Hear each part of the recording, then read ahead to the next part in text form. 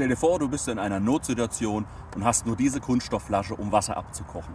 Das probieren wir heute aus. Dann schauen wir mal, was passiert. Schau dir das an. Die ersten Blasen steigen schon nach oben. Die Flasche ist natürlich ziemlich demoliert.